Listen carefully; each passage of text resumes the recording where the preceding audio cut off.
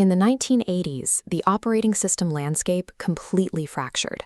A unified computing environment violently splintered into competing standards, creating a technical ecosystem driven by corporate factionalism rather than software efficiency. During this era, operating systems were strictly bound to specific proprietary hardware workstations. Software was not easily portable. It was an extension of physical infrastructure, turning the computing industry into a zero-sum corporate battlefield. Two primary architectures dominated this conflict: AT&T's closely guarded proprietary System V, and the academic alternative developed at the University of California, known as the Berkeley Software Distribution, or BSD. Commercial vendors quickly adopted and customized these systems. Companies like Sun Microsystems built a massive commercial lineage off of the BSD architecture. But as vendors layered proprietary modifications on top of the base code, they deliberately broke compatibility with their competitors. This illustrates the direct technical cost of that divergence, the Informix anomaly. Because every vendor ran a different Unix version, Informix had to compile, test, and maintain a grid of over 1,000 distinct software versions just to function. Hardware manufacturers tolerated this massive technical friction because it guaranteed absolute customer lock-in. Once an enterprise committed to a specific hardware and operating system combination, migrating to a competitor became financially and technically ruinous. The resulting stagnation demonstrated a critical flaw in decentralized development. Without uncompromising technical and organizational standardization, an open operating system inevitably degrades into isolated proprietary silos. The industry initially attempted to self-regulate with POSIX, a standard designed to establish a lowest common denominator for C libraries across both System V and BSD environments. However, technical specifications could not overwrite commercial incentives.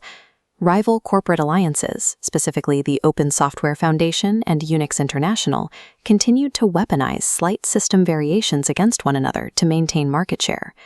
In 1993, developer Ian Murdoch proposed a structural exit from this corporate gridlock. Through a public Usenet post, he outlined a plan for Debian, a complete, decentralized operating system built entirely from scratch, utilizing the Linux kernel and GNU tools. To prevent the project from suffering the proprietary capture that fractured Unix, the community drafted the Debian Free Software Guidelines. They legally insulated the project by establishing Software in the Public Interest, a nonprofit corporation designed to hold the project's assets completely away from private control. This architecture diagram reveals how Debian translates that legal and political philosophy directly into its physical repository structure. The server ecosystem is divided into three rigid silos: main, contrib, and non-free. The main repository is the core of the operating system. Every piece of software housed here must prove it clears the strict requirements of the Free Software Guidelines, ensuring the base system remains entirely devoid of proprietary code. But practical computing requires compromise. Network cards and processors often require proprietary firmware to function. Debian accommodates this by isolating those closed-source binaries into the non-free repository, keeping them quarantined from the open core. By strictly codifying its operational philosophy into the physical architecture of its repositories, Debian engineered a system that could accept necessary proprietary components without surrendering the entire operating system to vendor lock-in. Building an open repository introduced a new mechanical tension. Early Unix variants routinely crashed under the weight of competing features. A decentralized system ingesting thousands of packages requires a mechanism to prevent total collapse. This flowchart visualizes Debian's mechanical solution, the three-tiered package pool pipeline. It begins on the left with the SID, or unstable branch. This is the entry point, where the system rapidly ingests raw, unvetted code for immediate stress testing. Once software proves functional, it migrates to the testing branch. Here, a strict wait period acts as an automated quarantine, filtering out packages with critical bugs before they can corrupt the wider ecosystem. Periodically, the community initiates a time-based development freeze. The flow of new features stops entirely, and developers dedicate months exclusively to fixing remaining bugs and securing the existing codebase. Only when that frozen code passes exhaustive quality checks does it finally transfer to the stable branch. The result is a bulletproof, production-ready release. Debian achieves its renowned reliability by treating stability as a mechanical sorting problem. The rigorous quarantine pipeline actively separates bleeding-edge experimentation from the production environment, ensuring the core system remains intact. Delivering that stable code to an individual user introduces one final hurdle. Installing a single application frequently requires extracting and aligning dozens of interdependent background libraries to make it execute correctly.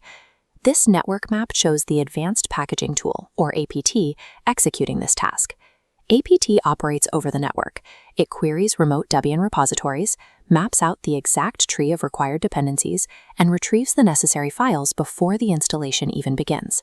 Once the files are local, APT hands the operation over to DPKG. This low-level database manager has no awareness of the internet.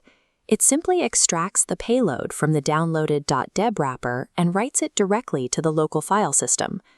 By strictly decoupling the high-level remote dependency fetching of APT from the low-level local unpacking of DPKG, the system efficiently processes massive software installations without overloading the local machine. The value of this rigorous architecture becomes apparent when contrasted with the 1980s corporate feature races. In a 1990 fuzz testing study of major Unix variants, researchers found that between a quarter and a third of basic operating system utilities could be forced to crash under stress. Today, Debian's emphasis on mechanical stability has secured it 16% of the overall Linux market. It operates as the foundation for derivatives like Ubuntu and serves as the default environment for cloud containers and deep learning virtual machines.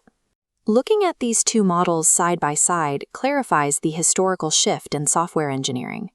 The left shows the proprietary Unix ecosystem, fractured by vendor lock-in.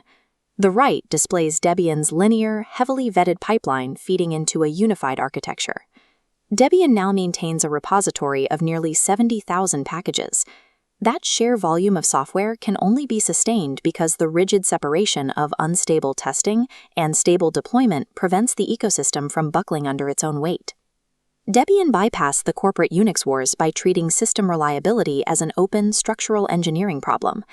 By replacing vendor lock-in with uncompromising community architecture, it built a universal bedrock that outlasted the proprietary systems that preceded it.